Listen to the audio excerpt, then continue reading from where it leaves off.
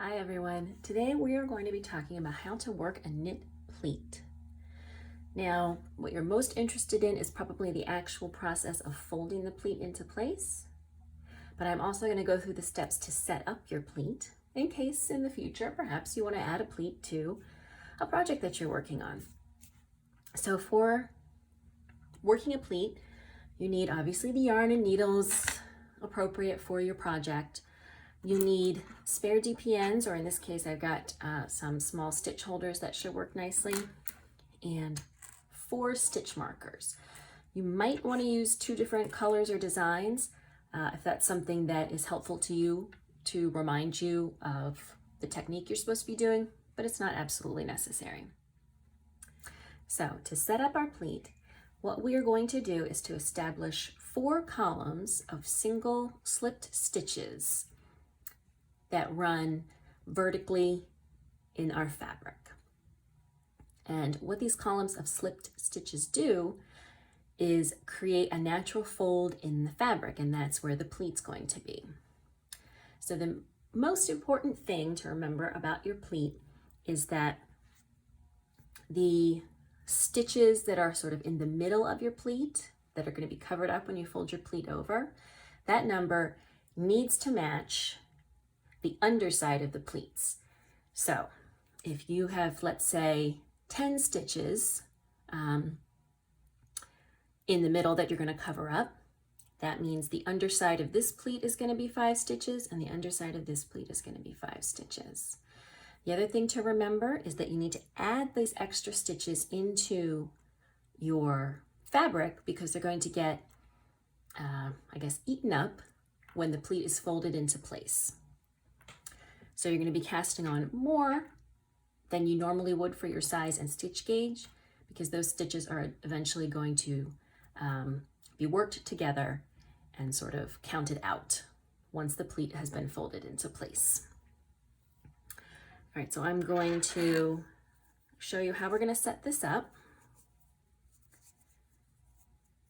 I am going to start by working the stitches that aren't involved in the pleat.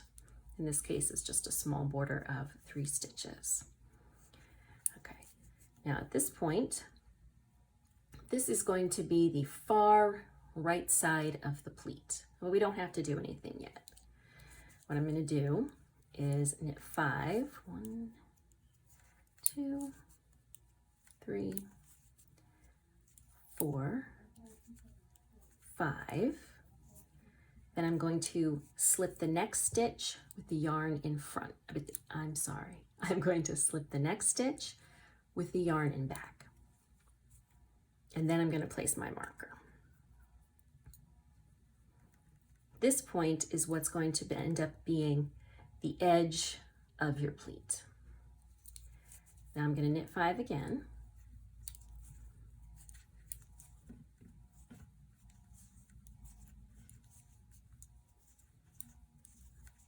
Then this stitch I'm going to slip with the yarn in front.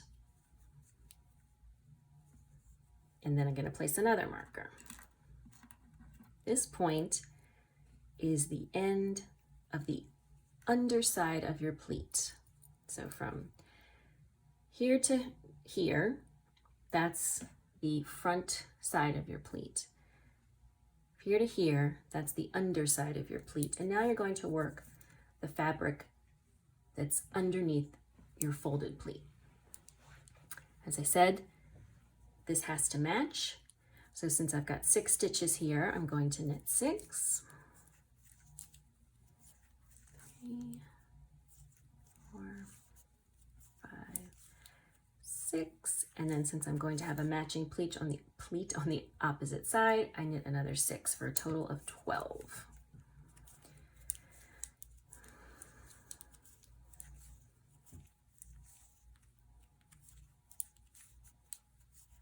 All right.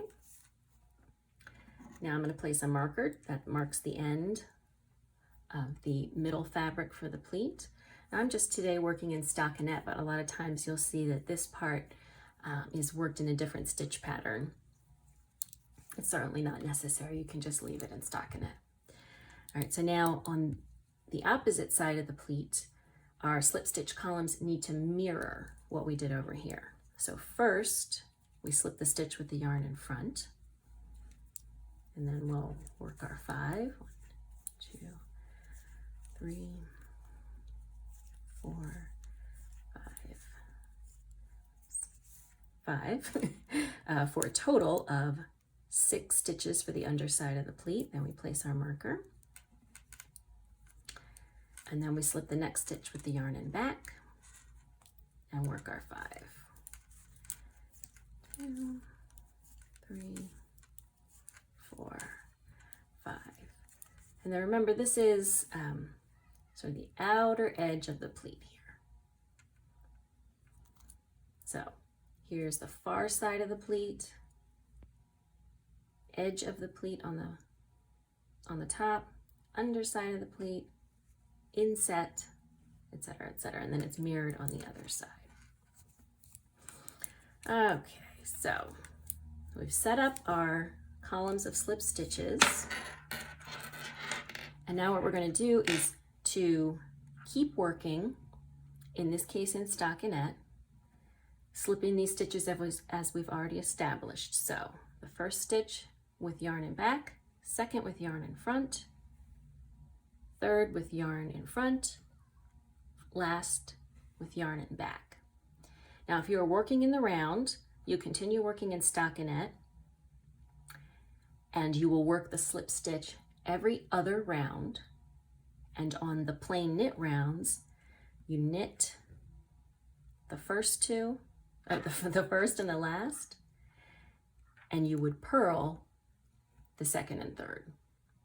If you're working flat like I am, again, on the front right side, you do the slipping. On the back,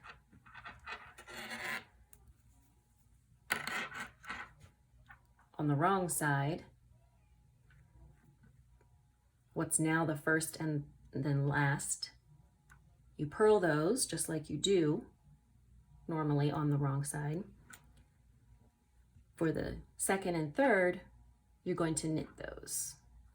So what that's going to do is create a column of knit slip stitches on the front side, on the right side, I guess that's clearer, for the first and last, and a column of slipped knit stitches on the wrong side for the second and third.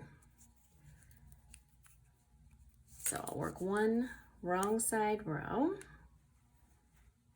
yarn upside down,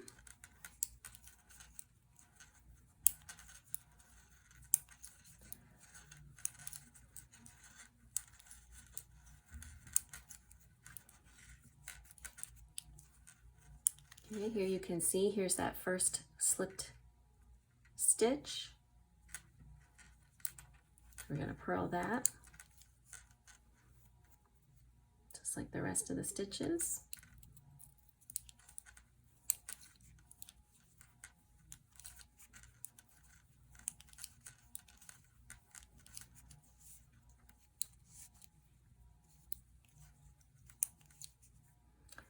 And here's the second slipped stitch that was on the front side, slipped with the yarn in front, you can see. That's the one we're going to knit.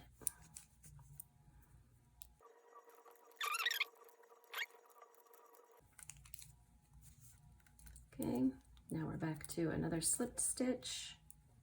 Again, this was the one slipped with the yarn in front on the right side. We're going to knit that one and then purl to the end.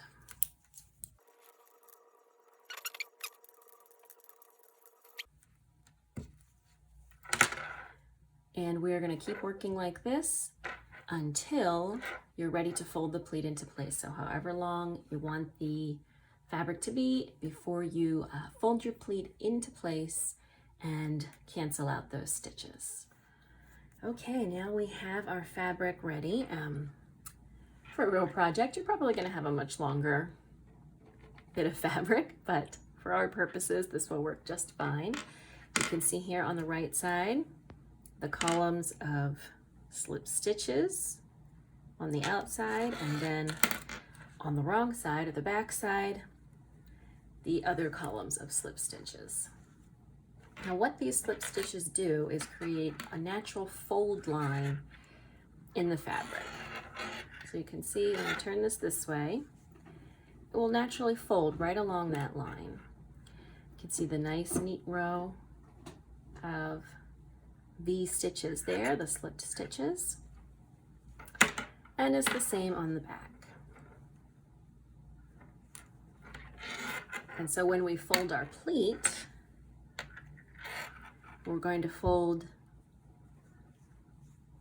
this column of slip stitches the way they naturally fold, and this one the way they naturally fold,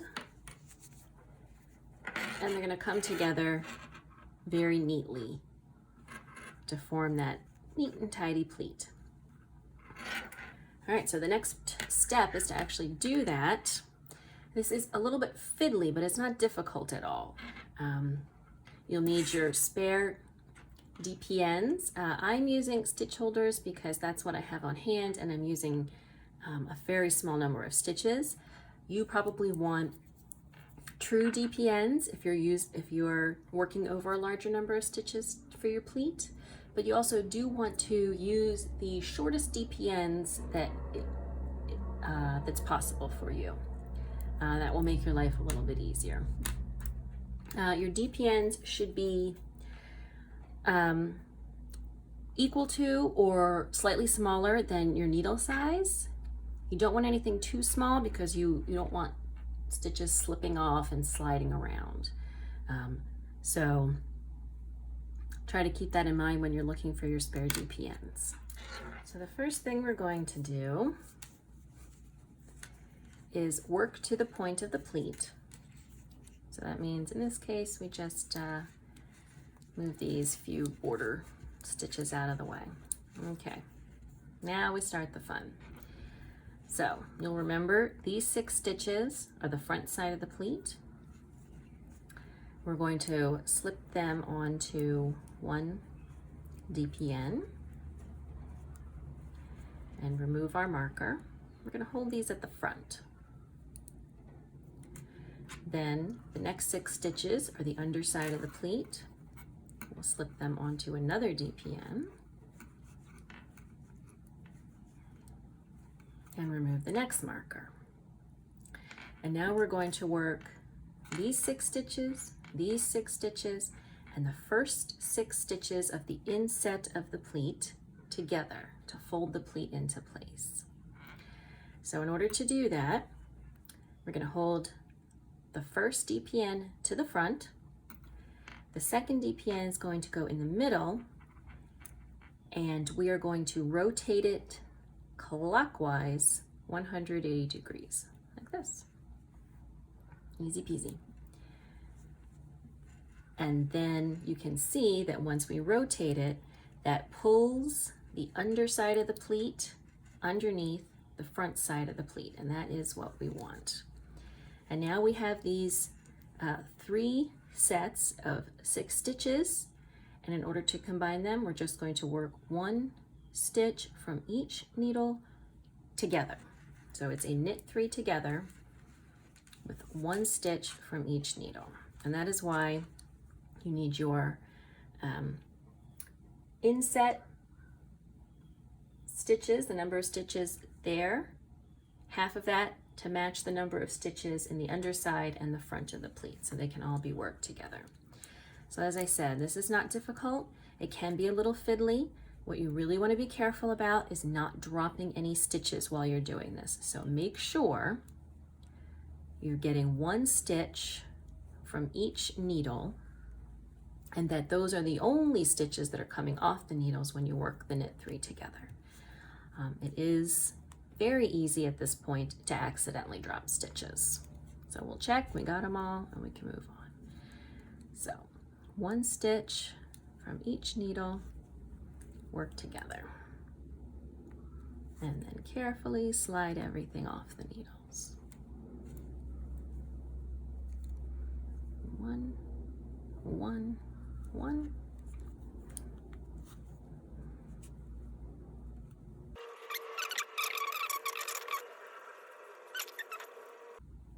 Okay, Our DPNs are empty. We can set them aside for a minute.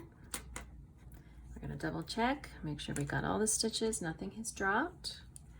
And now you can see that pleat neatly folded together. And now we do the other side. So in this case, we slip first those inset stitches, 6 of those, up to the marker. 4, 5, 6. And we put that to the back and we remove the marker. Okay, then the next 6. 1, 2, 3, 4, 5, 6. We leave that in the middle and again remove the marker. And then we leave our last 6 on the left hand needle. Okay, so we're just going to do the same thing. The difference is that we're going to rotate our middle needle the opposite direction 180 degrees, so counterclockwise. And so because this part is a little fiddly, that's definitely why you want to try to use the shortest DPN you can get away with. Okay, so again, then once you've folded it into place, you just knit 1 stitch from each needle together to join them and fold the pleat permanently. And you can see when we do this, we're subtracting a large number of stitches from the needle. We're turning every 3 stitches into 1 stitch. So in this case, we're taking out 24 total stitches. And that is why you will cast on so many more when you initially set up your pleat. Make sure we get that middle one.